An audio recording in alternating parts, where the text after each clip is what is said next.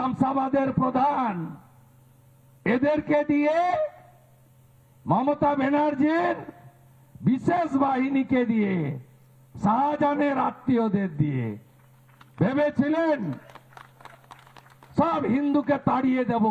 গোকুলনগর, হরিপুর, ভেকুটিয়ার হিন্দুরা ভোট না দিয়ে প্রাণ বাঁচানোর জন্য পালাবে।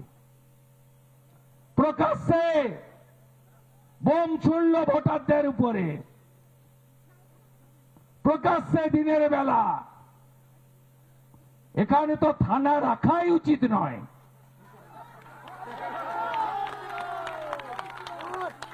মামনি জানার রক্তাক্ত হলো বোমের স্প্লিন্টারে, সাহেব আক্রান্ত হলো, আরো বহু কর্মী আক্রান্ত হয়েছে। সময় কম, সকলের নাম বলা যাচ্ছে না। তারপরে কি করলেন?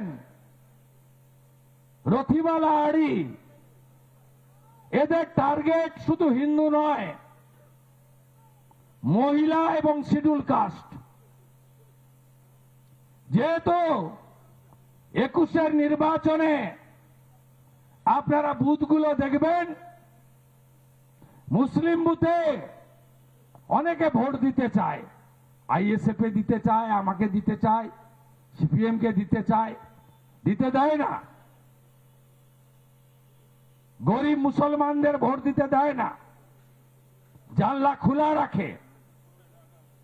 কোন গরিব মুসলমানের উপকার হয়নি। সুফিয়ানের বাড়ি হয়েছে জাহাজ বাড়ি, সাউদ্দিনের 4তলা বাড়ি হয়েছে। তৃণমূল করতে করতে কাঁধে আবু হয়ে যাওয়া, ঝান্ডা বইতে বইতে। কোন গরিব মুসলমান ছেলের চাকরি হয়নি। চাকরি হয়েছে সোয়েম কাজীর বেটার, খুশনবীর বেটার, ব্যাংকে যায় না শামসুলের,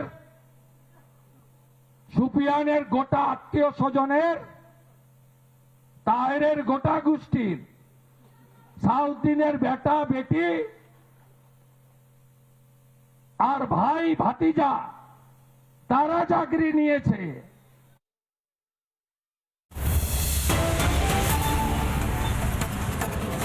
নানা ধরনের কন্টেন্ট দেখার জন্য লাইক করুন, শেয়ার করুন আমাদের ফেসবুক পেজ, সাবস্ক্রাইব করুন আমাদের ইউটিউব চ্যানেল।